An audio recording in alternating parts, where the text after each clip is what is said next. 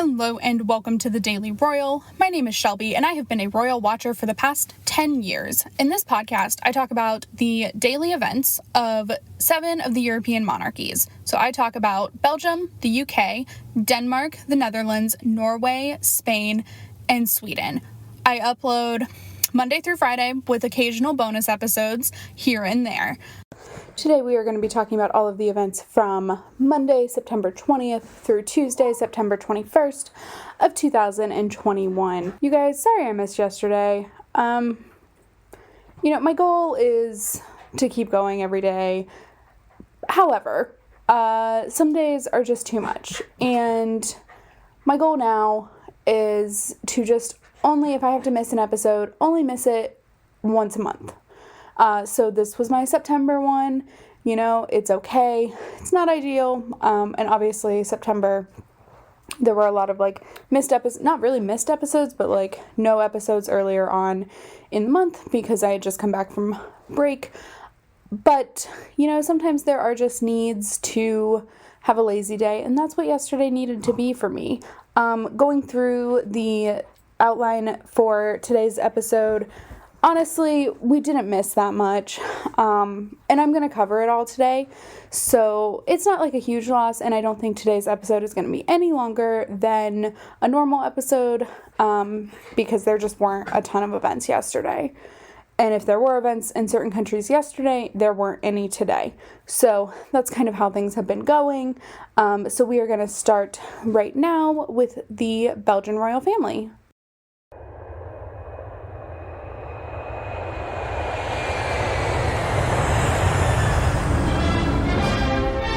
Belgium. In Belgium, yesterday was just the weekly meeting with the Prime Minister that King Philippe has. Again, this is an every week thing. I still mention it because it's a thing that took place, but it's not something that I know any details about, nor does really anybody. So we will jump in with today's events. So King Philippe today visited the, I don't know if it's Mo or MOU museum to visit a new art exhibition there that is focused on some of the works of a sculptor named Johan Tohon, as well as some of his private collection. So it is a Belgian artist spotlight exhibit that obviously some of the sculptures in these pictures, I'll post them online, of course, on thedailyroyal.com, and you can check them out there, but they're very cool. I'll also post them, of course, on Instagram as well. They're just very cool photos, and I think they're awesome, or very cool sculptures. The photos are awesome of the sculptures, but the sculptures are really cool. And I do believe that the artist, Johan Tohon, was showing King Philippe around the exhibit. I believe he was the one doing that. So I thought that was just a really cool thing. I like that King Philippe is supporting a Belgian artist in this way by showing off his exhibit that is going on. Because that's part of the point. I don't feel like I've talked about this recently. I do like to say this pretty often. One of the biggest goals of a modern monarchy system is to highlight the work and promote the work of really good people, organizations, museums, artists, etc. That is the goal. You want to promote that. And also have your own kind of social endeavors. And that happens in some royal families and it doesn't happen in others, but this I think is a really great way for King Philippe to promote this and hopefully get even some more views, which is good for the museum, good for the artist, all of the things. So that's really awesome. And then also today, Queen Mathilde took part in a roundtable discussion at a bakery that was focused on female entrepreneurship. Shout out to the female entrepreneurs out here. This life is not easy some days. All this week so far. I realize it's Tuesday. Yesterday was a Monday and it was a rough day for me. And it's just hard.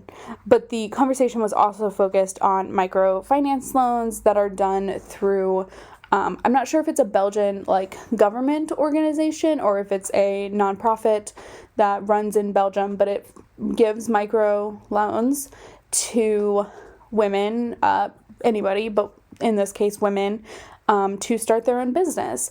And, the point of a micro loan is to really help people get a start on something. I think it's really awesome. And it's just like a really cool way to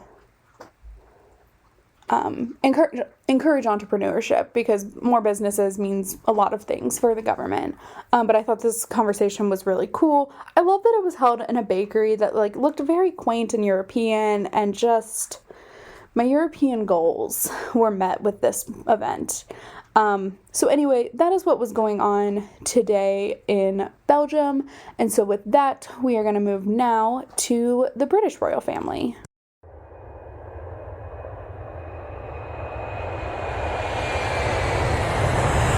The United Kingdom.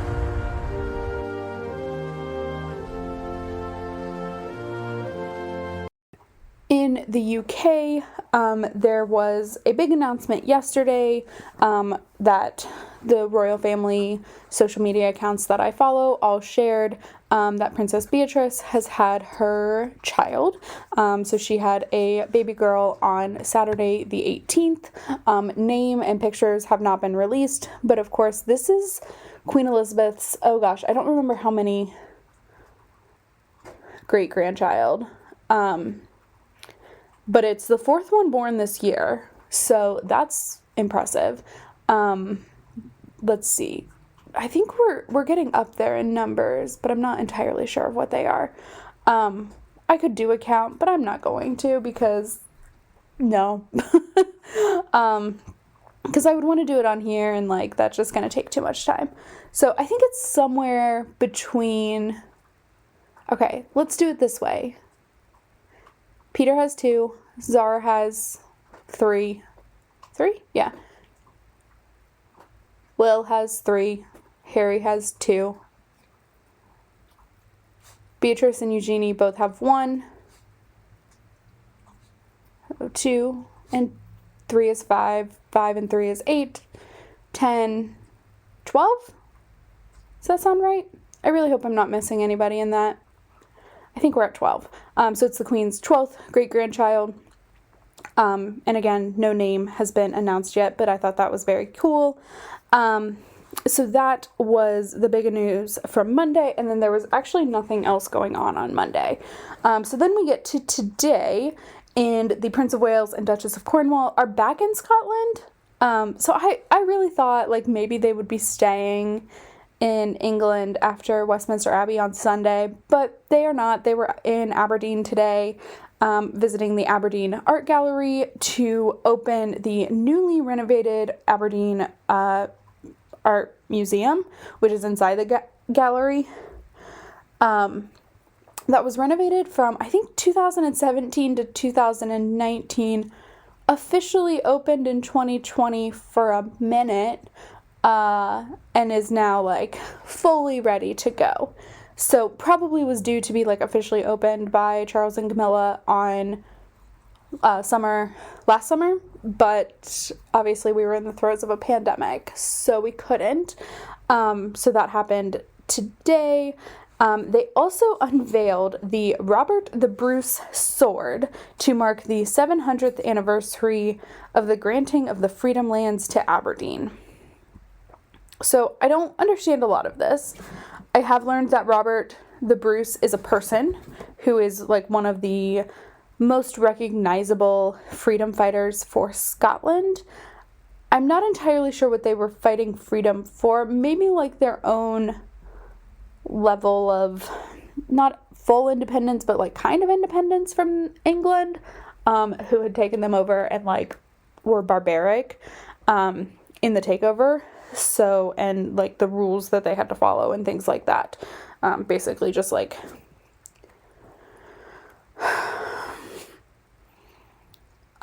colonizing and destroying any kind of culture that Scotland had on its own. Obviously, a lot of that has come back, but for a long time it was not able to exist. And so this was part of Robert the Bruce's mission.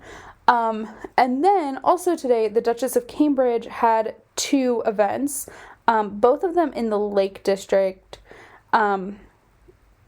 So first, I think this is how this went. I'm not sure the complete order of events, but she met with 2 of the Windemere children. So these 2 people are Holocaust survivors. They were prisoned in concentration camps as children, and they were one and 2 of 300 to go to this Lake District to live their lives. So presumably their parents were murdered in the concentration camp, and these children were pretty much on their own, it seems like, but they had the lake to like spend time on and just really recover and be kids and like heal some trauma, because obviously the trauma would be unreal, and so this was just a way for them to recover and spend time in nature and just like have these really great memories, which they both shared with Kate today. So that was her first event. And then also today, in the same area, she visited or took part in a training session for the RAF Air Cadets at their training center at the Lake District. So it's called RAF Windemere Training Center. And so this included like a pretty intense looking mountain bike ride, hiking, like just lots of things. It looked very fun and naturey, and just an event that like Kate shines in because it's athletic and all those things. So that was what was going on today in the UK, as well as, of course, the baby news on Monday. So with that, we are going to move over now to Denmark.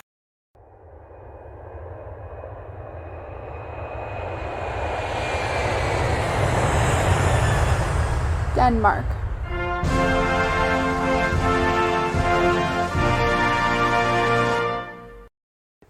In Denmark, like I mentioned in the episode that went up on Monday, that I recorded on Sunday, Crown Prince Frederik has officially taken over as regent for the next week. And so on Monday, he held a public audience. So I've talked about this and I've done this exact same example, but I'm assuming most of you who are listening to this podcast have seen The Princess Diaries, because it falls into this very oddly specific niche, right? And there's this event in the second movie, where the Queen and the princess are meeting with the people to discuss their grievances. So I'm not sure that is so much what happens at this, but it's like a very similar concept where, like, in this case, Frederik is openly available to public people, Danish people, to receive them and discuss whatever they choose to bring to the audience. Today, the Danish royal household yesterday, I guess, they released a couple photos of people who I believe were coming in to either receive or say thank you for receiving some merits and medals of honor of some sort, which I think is an interesting thing to share. But again, this is something I'm not entirely sure what the measure of who comes is. I don't know if I know for me personally, I would not bring my political issues or something to the Queen unless it were a last resort kind of situation. So I don't know what the measure is for who comes. I understand what they write and things like that, but especially right now, there are some protective measures, not a whole lot because Denmark is really out of this protection measure phase. But they did have people pre-register, that way they were aware of who was coming and could do necessary screening and things like that for COVID procedures. Because of course, even though vaccination rates in Denmark are high and transmission rates are low and all of those things still happen, and there are variants of this virus that are pretty intense, and pretty,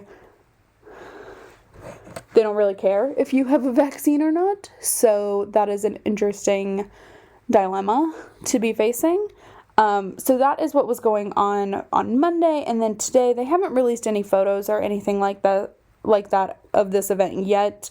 But Crown Princess Mary was the guest of honor for a dinner marking the 100th anniversary of diplomatic relations between Denmark and Switzerland.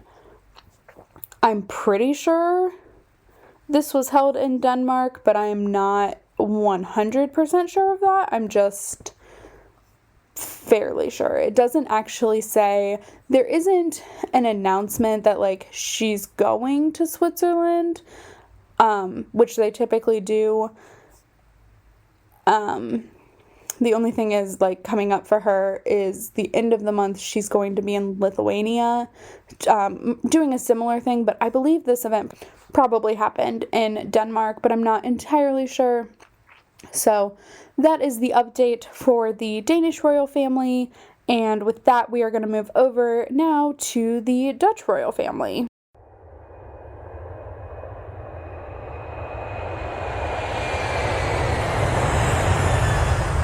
The Netherlands.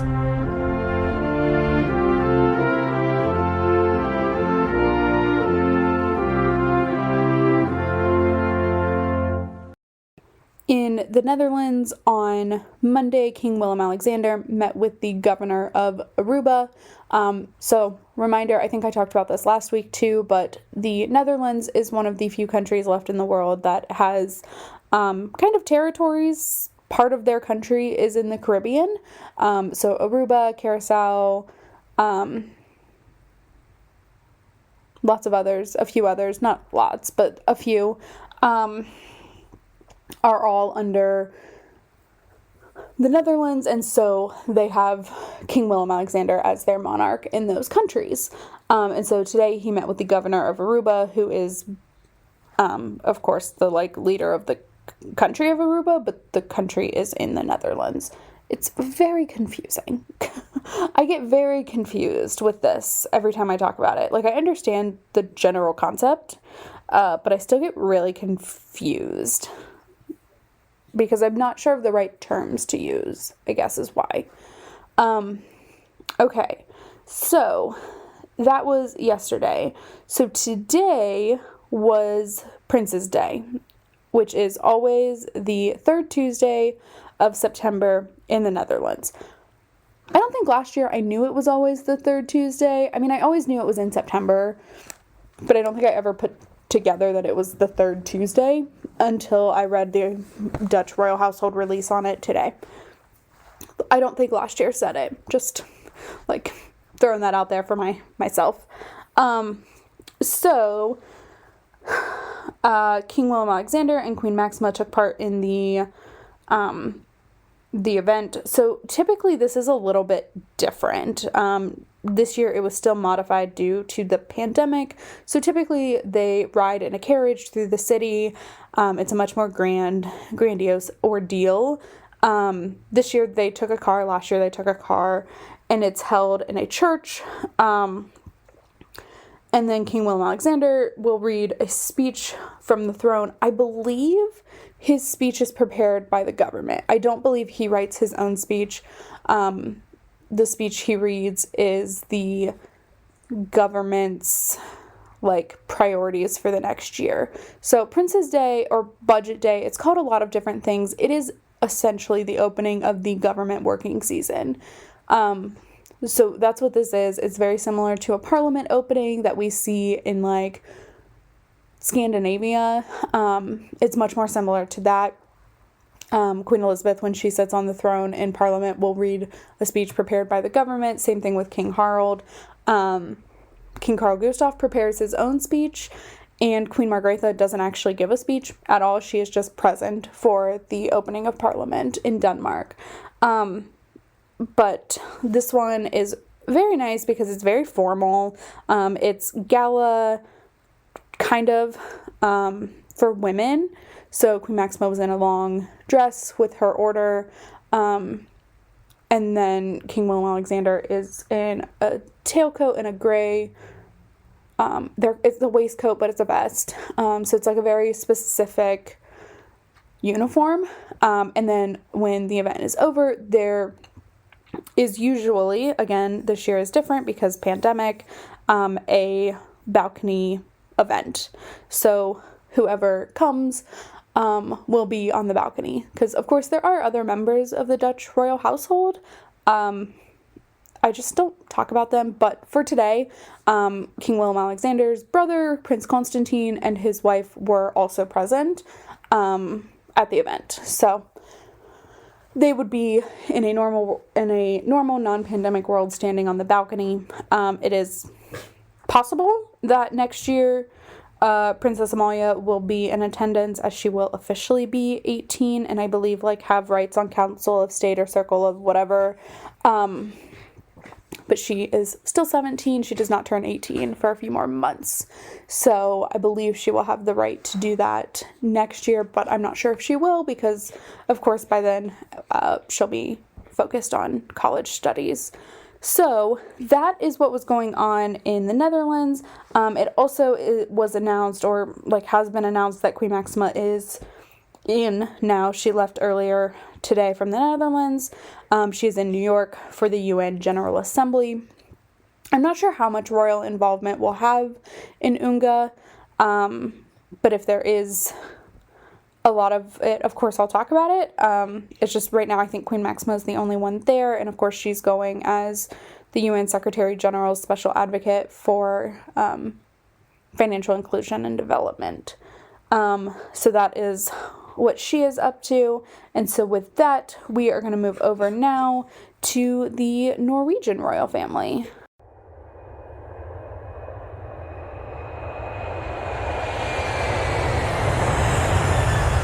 Norway.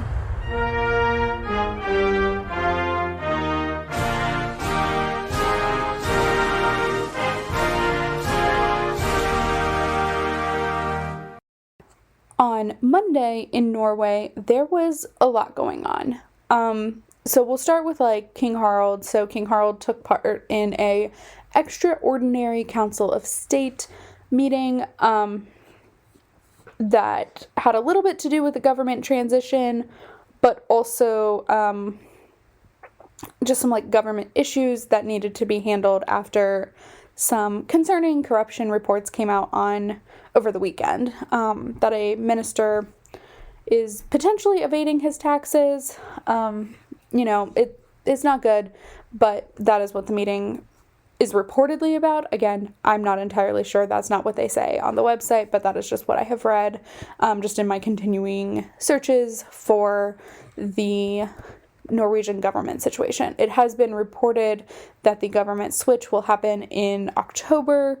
So the current prime minister said she will resign in October and has reportedly told King Harald to ask the labor leader to form a government.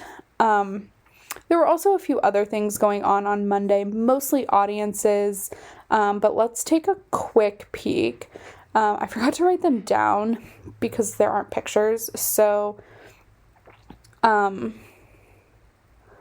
King Harald met with representatives of the Norwegian Reserve Officers Association, met with the Oslo Military, I think that's Military something Foundation, and then also met with the Chief of the Army and a Major General. And then, so we have the Extraordinary Council of State. And then also King Harald and Queen Sonja held a lunch for the Princess Martha Louise Foundation, where Princess Martha Louise was also there, which is, of course, great. And then the big thing that they shared information on is Crown Prince Haakon celebrated the 50th anniversary of the Norwegian Rescue Services at their central station in Bodu, I think. I'm not entirely sure, but I think. And, oh, okay. So that is what was going on in Norway. And then there are some events scheduled for... No, there aren't. There is nothing else scheduled until, I guess, only Wednesday, but still nothing for like tomorrow. And so with that, we are going to go ahead now and move over to the Spanish royal family.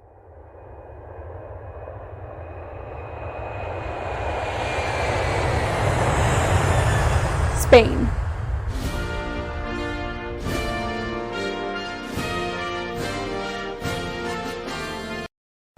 Spain is the one country where, of course, there were more than just one event each day. Although yesterday there was only one event, which I am very grateful for. So on Monday, King Felipe opened the 2021-22 university year at the University of Cordoba in Andalusia. This is an annual event that King Felipe does. He visits various autonomous communities and public universities to open the year and talk about, of course, university studies. And so he will do that. And then Queen Letizia does like the technical school and the like primary and secondary schools. So like the compulsory education. So that is how they tend to split those up. Sometimes they'll do one or both together. Not usually anymore, but like early on in their reign they did. So that was a pretty expected event. I just want to say, like, look, I don't judge other countries' university systems at all. Like, that's not my jam. However, I will never understand why the Spanish public university system has these rectors and professors and, like, I know we all have regalia from graduation that is, like, funny looking, but Spain's is, like, on a whole nother level of funny looking. I think there are some pictures that I will share on the website where it's, like, you can see the strangeness of the, like, graduation garb in these university situations. They're just funny. They have very oddly specific colors with very funny hats, like, and not, like, cap and mortar, like, mortar board hats. Like, no, not like that. No. It's just funny. So I will hopefully have some of those. If not, I may find, like, a one from, like, a Getty image or something like that, so you can just see the funniness. So that is what was going on Monday, and then today we had two events. So King Felipe attended the 30th anniversary of the Economic and Social Council, which is an arm of the government focused on socioeconomic and labor issues. And then Queen Letizia attended the closing of the annual call for special projects funded by Santander Bank. So this is a arm of, I don't know if it's part of the foundation, the Santander Bank Foundation, or like actually the bank. They're both very similar, so like it's fine. But they fund and give grants to projects for success around Spain. So that event was held today, and Queen Letizia, I think, awards the grants, like, as part of that, and then also gave a speech focusing on the impact that Santander is having on the country. So that was a good event for Spain today, and so with that, we are going to move over now to the Swedish royal family.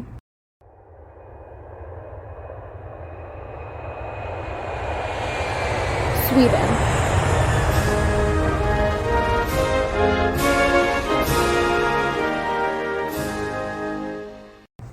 In Sweden, there were no events on Monday, but today there were a couple of different things. So Queen Silvia delivered the Queen Silvia Nursing Award, which honors nursing students who have created or shared innovative ideas to promote the care and nursing care for elderly patients and dementia patients as well.